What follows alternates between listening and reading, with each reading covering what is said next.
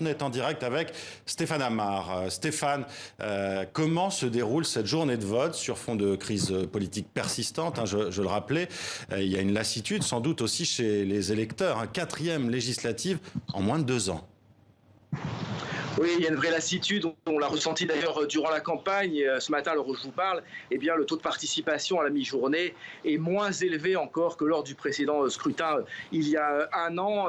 Vous savez, en Israël, le système politique est à la proportionnelle intégrale. Donc, il est difficile de former des coalitions. Il y a beaucoup de négociations, même du marchandage, on pourrait dire, avant de former un gouvernement. Et Benyamin Netanyahou, s'il est en tête, très largement, en tout cas dans les sondages, devant ses poursuivants, il n'a malgré tout qu'un quart de la Knesset pour lui. En général, une trentaine de députés, il doit trouver des alliés.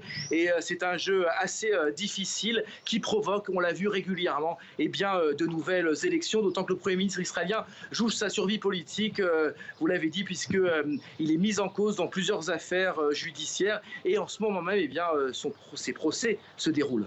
Stéphane, vous l'avez évoqué, il y aura sans doute des alliances à l'issue de ces législatives.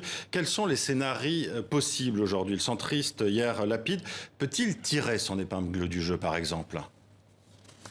Ce serait extrêmement difficile. D'abord parce que, toujours selon les sondages, il a un socle assez faible. Une vingtaine de députés sur 120, cela ne suffit pas pour constituer le noyau d'une coalition. Il faudra donc qu'il trouve des alliés solides. Or, sur sa gauche, il y a très peu de monde. Le parti travailliste est très affaibli, à peine quelques députés. Il y a un autre parti d'extrême gauche qui est également autour de 4-5 députés. Et il y a ces partis arabes, 2 partis arabes cette fois-ci, qui partent donc en ordre dispersé, qui sont relativement puissants, mais qui refusent depuis la création de l'État d'Israël en 1948, de participer à des coalitions gouvernementales. Il faudrait donc qu'il trouve des alliés sur la droite, Naftali Bennett, Yair Lapid. Le scénario paraît relativement improbable. Ça profite évidemment à Benyamin Netanyahou, qui lui peut compter toujours de façon inconditionnelle sur ses alliés traditionnels, les partis orthodoxes, le parti sioniste religieux et probablement ses anciens lieutenants, fait cavalier seul, mais qui devront probablement se joindre à lui.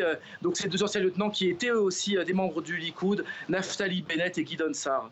Merci Stéphane Amar. On va bien sûr suivre le cours de ces élections et on vous retrouvera demain dans nos journaux internationaux.